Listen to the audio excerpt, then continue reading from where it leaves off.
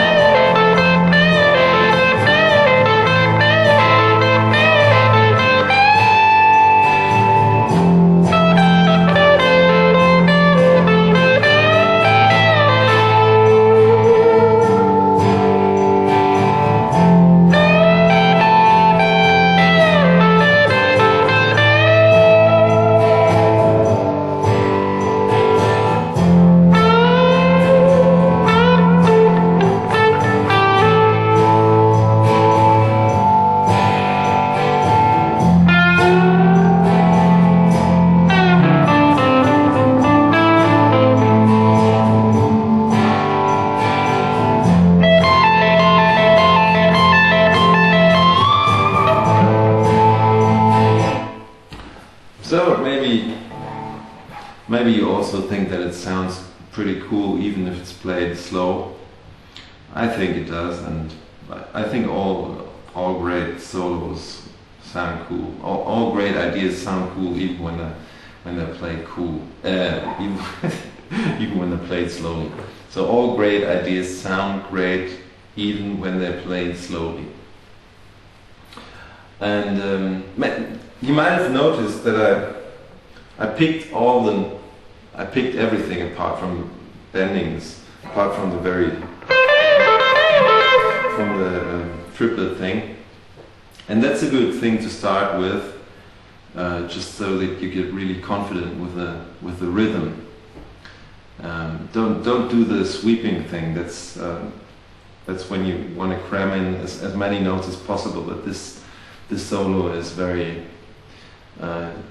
The rhythm is crucial, and I mean, you play with John Bonham, and you have to be really tight. And so now we're gonna go through the whole solo and take a closer look at the challenging passages. The beginning is okay, it's not too bad rhythm-wise.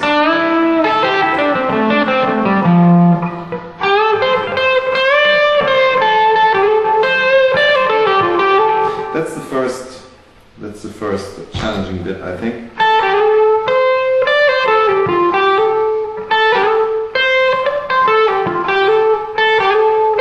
Because the second note is on the upbeat.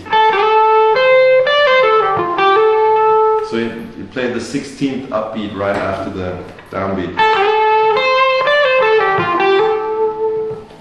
So what we're going to do now, if you'd like to, we're just going to play loops. So we take the small passages, mostly 1 bar, and then I'm going to play it 12 bars, and I'll omit 5, 7, 9, 11, and that's where you come in if you want to.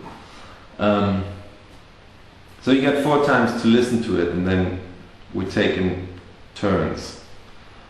So you might as well just play the whole thing, just play along the whole thing if you get it. But for a start, it's good if we switch, if we take turns, so you can listen and prepare again. So the loop is no, that's not the one. What is it? Okay, so where's my tempo? That's a good tempo. 1, 2, 3, and.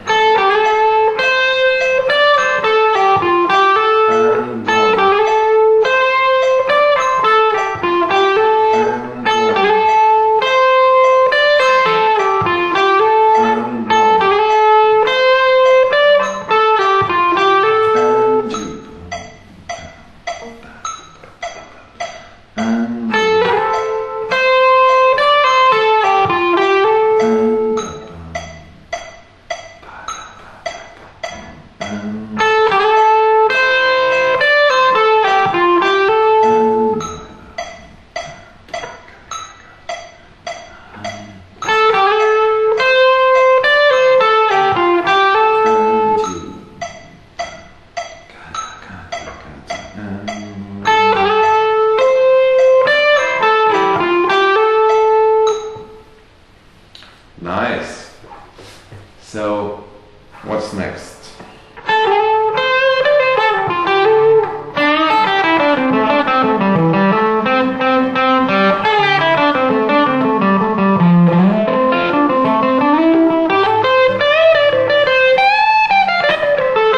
So that's the next challenging bit, I think. Because the bending is a pickup. Once more. So the top note is on the downbeat.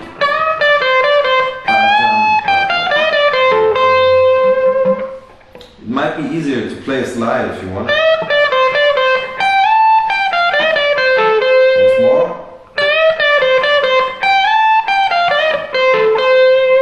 I think you're getting the idea.